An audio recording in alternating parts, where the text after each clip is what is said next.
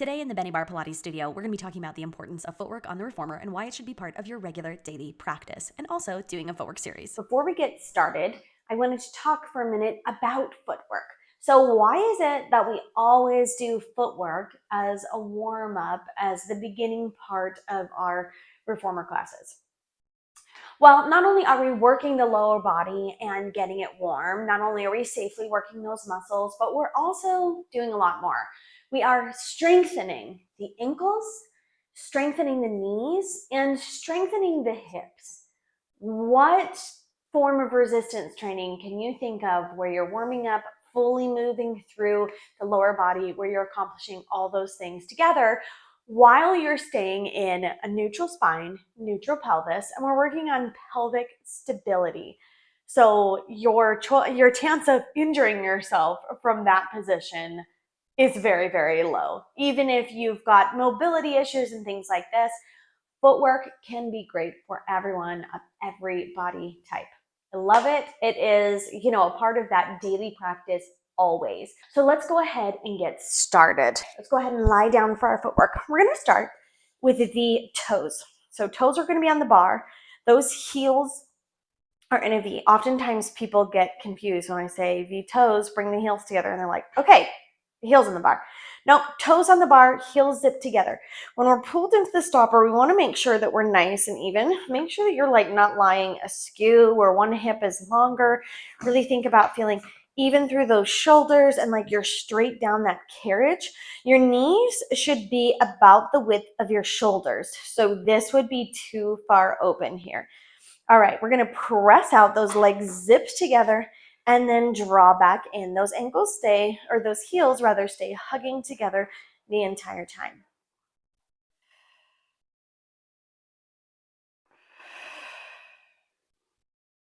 We want to make sure when we're doing our footwork that we are lengthening the legs out the whole way. What we don't want to do is lock out and hyperextend through those knees, but we do want to lengthen the muscles the whole way.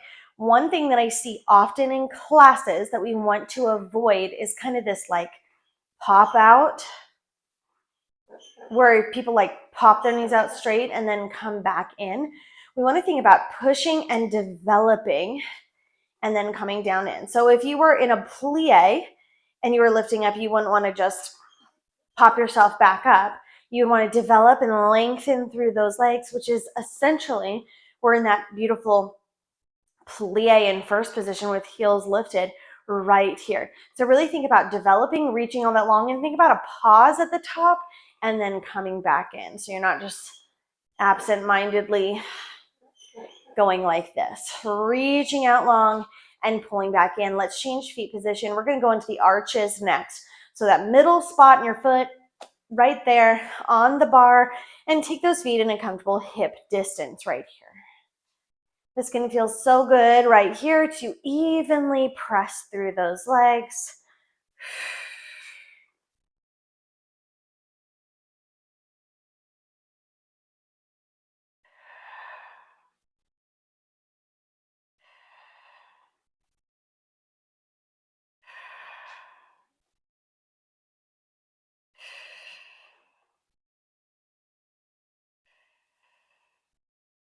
And one more.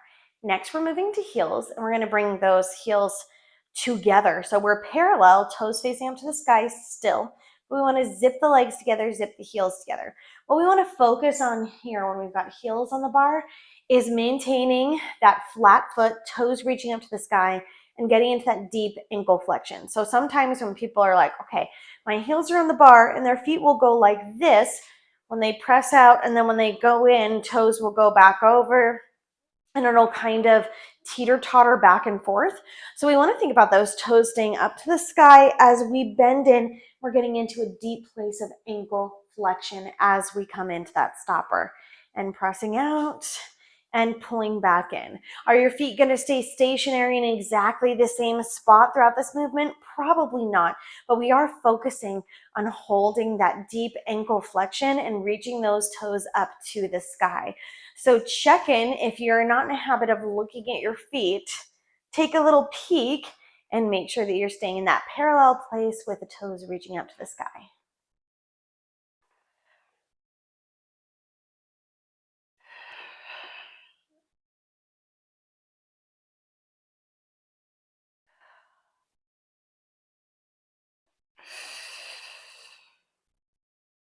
2 more here.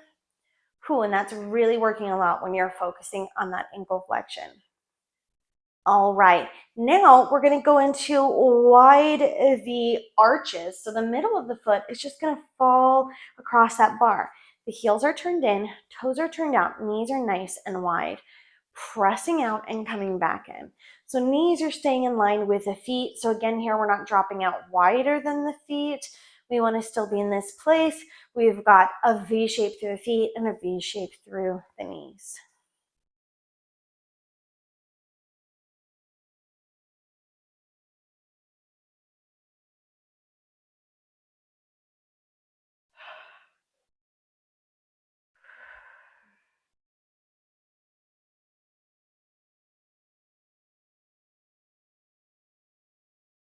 Two more here.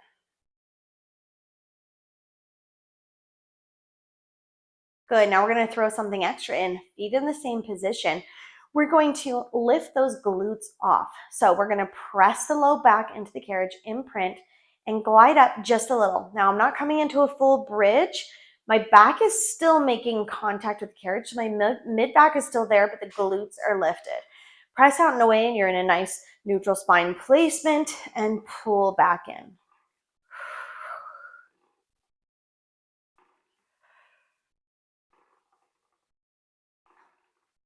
Good. Really challenge yourself to come the whole way into the stopper as you bend in. It's really easy to just bend a little bit from this position. I'm going to slide the whole way in.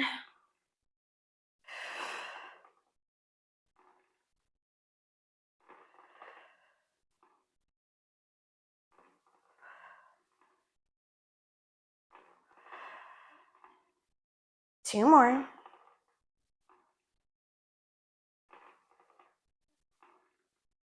Good. Pull back into the stopper. Lower those glutes down. Thanks so much for joining me in the studio today. If you are interested in taking online full-length reformer classes with me, you can find them on my online studio on Patreon. This footwork comes from one of my latest reformer classes, and this is the beginning of our full reformer workout. And of course, you can find more reformer and more Pilates workouts overall right here on my YouTube channel. If you want to see more like this one, hit that like button to let me know. See you guys next time in the studio.